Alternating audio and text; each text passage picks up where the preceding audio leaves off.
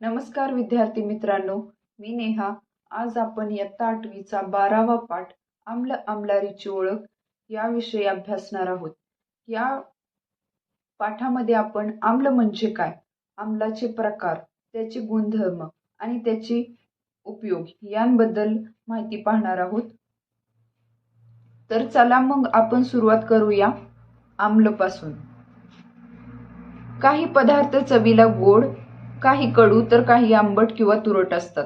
लिंबू, चिंच, व्हिनेगर किंवा आवळा यांसारख्या पदार्थांना आंबट चव ही त्यांच्यात असलेल्या एका विशिष्ट प्रकारच्या संयुगामुळे प्राप्त होते. हा आंबट चव देणाऱ्या संयुगांना आम्ल असे म्हणतात. तर विद्यार्थी मित्रांनो, तुम्ही दररोज वेगवेगळे पदार्थ चा आस्वाद घेत असता आणि त्या पदार्थांची तुम्हाला चव ही माहिती, गोड, कडू, आंबट किंवा तुरट अशा स्वरूपाची असते.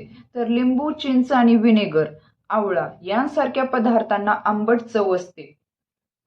तर तुम्हाला बहुतेकदा हा प्रश्न पडला असेल की या पदार्थांना ही आंबट चव का असते. तर यांना आंबट चव असण्यामागे त्यांच्यामध्ये एक विशिष्ट प्रकारच्या संयुगामुळे त्यांना ही चव प्राप्त झालेली असते आणि ह्या आंबट चव देणाऱ्या संयुगांनाच आपण आम्ल असे म्हणतो. तर आपण इथे पाहिलं आम्ल म्हणजे काय. तर आम्ल पाण्यात विद्राव्य असतात व ते क्षणकारकही असतात. आम्ल पाण्यामध्ये विद्राव्य असतात म्हणजे ते पाण्यात पटकन विरघळतात किंवा पाण्यामध्ये मिसळतात. प्राणी आणि वनस्पतींमध्ये सुद्धा आम्ले असतात. प्राणी आणि वनस्पतींमध्ये विविध प्रकारचे आपल्याला नैसर्गिक आम्ल पाहायला भेटतील. आपण ती पुढे पाहणार आहोत. आता आपण आम्लाची व्याख्या पाहत आहोत. ऍसिड. आम्ल हा एक असा पदार्थ असतो की ज्याचे पाण्यातील द्रावण हायड्रोजन आयन H+ उपलब्ध करून देते. तर उदाहरणार्थ इथं आपण पाहतोय की पाण्यातील द्रावणात हायड्रोक्लोरिक आम्ल HCl चे विघटन होते. तर विद्यार्थी मित्रांनो, आपण इथं पाहतोय की हा एक बीकर आहे आणि या बीकर मध्ये पाणी आहे. या पाण्यामध्ये आपण हायड्रोक्लोरिक आम्ल टाकलेलं आहे आणि या हायड्रोक्लोरिक आम्ल टाकून काही वेळाने आपण पाहतोय की याच्यामध्ये आपल्याला दिसते की H+ आयन आणि Cl- आयन्सची निर्मिती होताना इथं दिसते. तर इथं थोडक्यात काय होतं, HCl चं विघटन होत आहे. हेच आपण इथं रिॲक्शनच्या फॉर्म मध्ये लिहिलं आहे. HCl हायड्रोक्लोरिक आम्ल, aqueous, arrow, H+ hydrogen ion plus Cl- chloride ion. म्हणजे आपल्याला इथं HCl चं विघटन होऊन H+ आयन्स आणि Cl- आयन्स हे दोन आयन्स ची निर्मिती होताना दिसत आहे. म्हणजे थोडक्यात इथं HCl चं पाण्यामध्ये विघटन होताना दिसत आहे. म्हणजे आम्ल हा एक असा पदार्थ असतो की ज्याचे पाण्यातील द्रावण हे हायड्रोक्लोरिक आम्लचे पाण्यातील द्रावण आहे. तर त्यातून आपल्याला H+ आयन्स म्हणजे हायड्रोजन आयन्स उपलब्ध होताना दिसतात. म्हणजे आपल्याला आम्लापासून H+ आयन्स मिळत असतात. तर तुम्हाला ही आम्लची व्याख्या समजली असेल. आता आपण आम्लचे प्रकार हे पाहत आहोत. आम्लचे प्रकार. आम्लचे प्रामुख्याने 2 प्रकार आहेत. एक वीक ऍसिड आणि दुसरं स्ट्रॉंग ऍसिड. त्यांना आपण सौम्य आम्ल, सहंत आम्ल असेही म्हणतो. तर सौम्य आम्ल, वीक ऍसिड.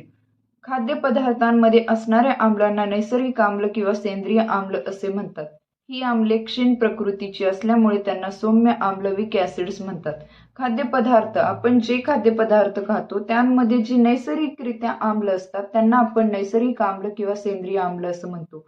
आणि ती क्षीण प्रकृतीची असतात म्हणजे कमी हानिकारक असतात. थोडक्यात ती हानिकारक नसतात, ती आपल्यासाठी हितकारकच असतात. त्यामुळे त्यांना सौम्य स्वरूपाची असतात. त्यामुळे त्यांना आपण सौम्य आम्ल असं म्हणतो. Weak acids. उदाहरणार्थ व्हिनेगर. व्हिनेगर मध्ये आपल्याला ऍसिटिक आम्ल CH3COOH हा त्याचं रासायनिक सूत्र आहे.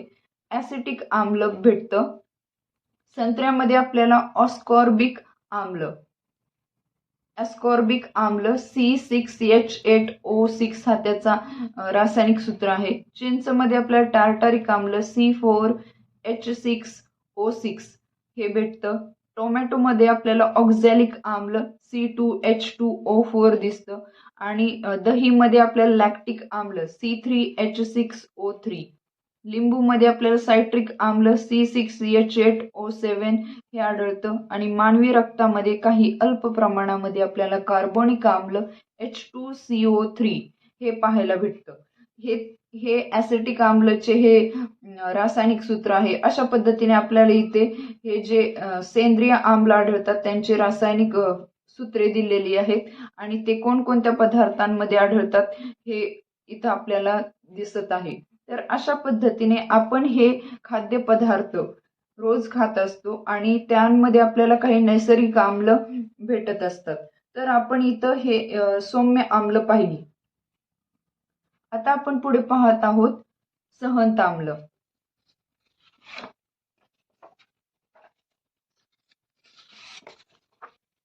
Strong acids. काही आम्ले ही तीव्र प्रकृतीची असतात, ती दाहक असतात. ह्या आम्लांना खनिज आम्ल असे म्हणतात. या आम्लांना सहंत आम्ल असेही म्हणतात. आता विद्यार्थी मित्रांनो, सहंत आम्लांच्या तुलनेने सौम्य आम्ले ही कमी क्षीण असतात, म्हणजेच ती कमी तीव्रतेची असतात आणि सहंत आम्ले ही जास्त तीव्रतेची असतात. तर इथं काय आहे की काही आम्ले तीव्र प्रकृतीची असतात, ती दाहक असतात. या आम्लांना खनिज आम्ल असे म्हणतो आणि त्यांना स्ट्रॉंग ऍसिड्स किंवा सहंत आम्ल असे म्हणतात. आता या आम्लांचा आपल्याशी संपर्क आला तर काय होतं ते आपण पाहतोय. तर त्यांची सहंत द्रावणे त्वचेवर पडल्यास त्वचा भासते, तसेच त्याची धुरी श्वसनाद्वारे किंवा तोंडाद्वारे शरीरात गेल्यास हानिकारक ठरते. जेव्हा आपण त्यांच्या संपर्कात येतो तेव्हा जर त्यांचा संपर्क चुकून आपल्या त्वचेशी आला तर आपली त्वचा भाजण्याची शक्यता असते किंवा आपल्या हातांना इजा होऊ शकते किंवा त्यांची धुरी चुकून आपण नाकाद्वारे श्वसनाद्वारे आपण आपल्या शरीरात गेली किंवा तोंडाद्वारे घेतली गेली तर आपल्या फुफ्फुसांसाठी ती हानिकारक आहे.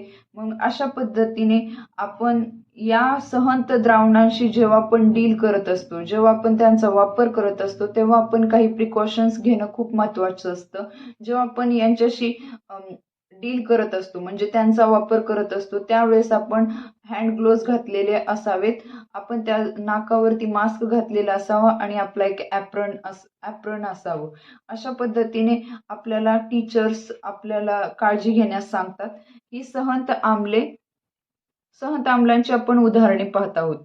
तर सल्फ्युरिक आम्ल H2SO4, हायड्रोक्लोरिक आम्ल HCl, नायट्रिक आम्ल HNO3 हे सहंत आम्ले आहेत. सहंत आम्ले हळूहळू पाण्यात घालून त्यांचे विरल आम्लात रूपांतर करता येते. सहंत आम्ले इथं आपण पाहतोय की हा एक बीकर आहे आणि या बीकरमध्ये एक सहंत आम्ल आहे आणि हा दुसरा एक बीकर आहे, त्यात पाणी आहे आणि इथं एक ही टेस्ट ट्यूब आहे आणि या टेस्ट ट्यूबमध्ये पाणी भरलेलं आहे. या टेस्ट ट्यूबमध्ये आपण एका ड्रॉपरने हे सहंत आम्ल ड्रॉप बाय ड्रॉप टाकत आहोत. म्हणजे आपण इथं काय करत आहोत की हे सहंत आम्ल आहे त्याच्यामध्ये आपण पाणी मिसळून त्याचं आपण विरल आम्लात रूपांतर करत आहोत. अशी ही विरल आम्ले थोडी हानिकारक असतात सहंत आम्लांच्या तुलनेने. म्हणजे सहंत आम्ल हे हानिकारक असतं आपल्या शरीरासाठी, तर ही विरल आम्ले थोडी हानिकारक असतात. अशा पद्धतीने आपण सहंत आम्लांचं विरल आम्लांमध्ये रूपांतर करतो.